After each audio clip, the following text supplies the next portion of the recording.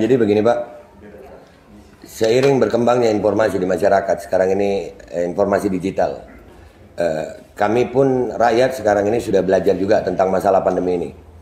Dan dari awal kejadian saya, mungkin Bapak tahu tuh sama Dr. Louis, ya, kami sampai hari ini kami menunggu adanya diskusi debat terbuka antara dua pihak atau dua mazhab dokter yang pro tentang COVID dan vaksinasi dan yang anti vaksinasi.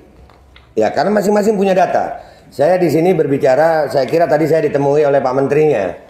Kalau saya ditemui oleh Pak Menterinya atau jubirnya, saya meminta Kementerian Kesehatan memberikan apa yang sudah kami minta lewat lapor.go.id tentang keterbukaan informasi publik. Dan itu kami juga sudah melayangkan surat ke Ombudsman.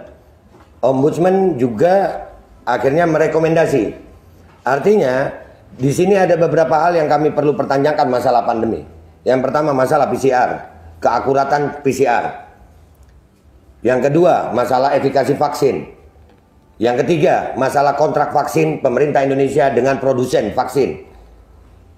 Dan penggunaan EUA, Emergency Use Authorization.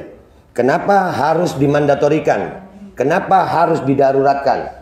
Dan masalah penggunaan vaksin anak untuk sebuah penyakit yang tingkat kesembuhannya 99, sekian persen, kenapa anak harus diintimidasi dengan vaksin?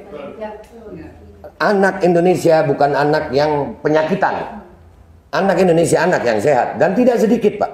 Kami sekali lagi tidak anti vaksin. Kami anti pemaksaannya.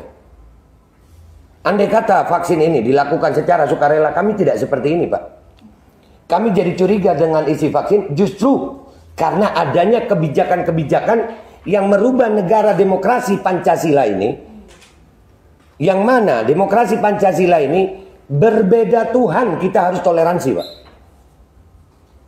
Tapi dengan adanya vaksinasi, rakyat Indonesia sekarang ini, perbedaan vaksinasi sudah ada diskriminasi dan intimidasi.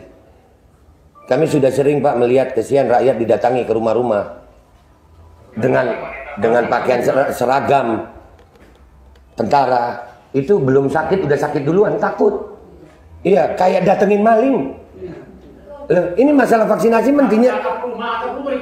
Iya, Kementerian Kesehatan loh ini. Kenapa, apa hubungannya dengan TNI? Dan saya juga mau tanya Pak, ini termasuk saya kepingin Kemenkes siapkan waktu.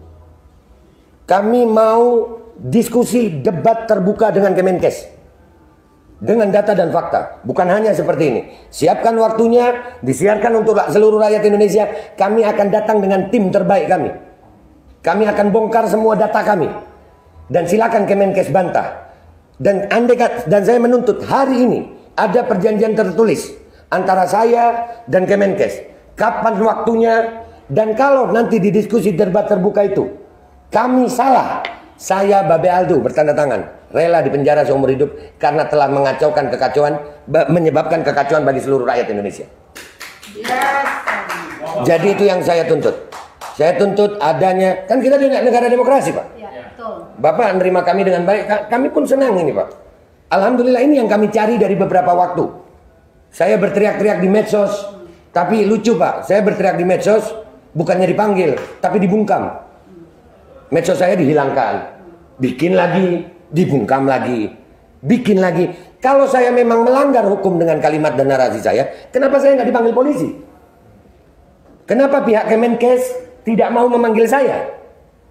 Apakah memang karena saya benar tapi didiamkan? Atau kalian tahu apa? Nah, ini yang perlu kami diskusikan. Kehadiran kami di sini sekarang ini Pak, khususnya kami ini yang masalah vaksinasi. Kami menuntut keterbukaan informasi publik dan itu dilindungi oleh undang-undang. Ada KIP, undang-undang KIP ada. Ya, jadi kalau saya mewakili sebagian ibu-ibu ini, kami menuntut adanya diskusi terbuka antara pihak Aliansi Rakyat Menggugat dan tim dengan pihak Kemenkes yang disiarkan untuk seluruh rakyat Indonesia. Kita akan bawa tim terbaik kita melawan tim terbaik Kemenkes untuk berdiskusi. Bukan untuk debat biasa aja Pak. Karena ini menyangkut hajat hidup 270 rakyat Indonesia, 270 juta rakyat Indonesia. Kami tidak mau mempertaruhkan masa depan anak-anak kami Pak.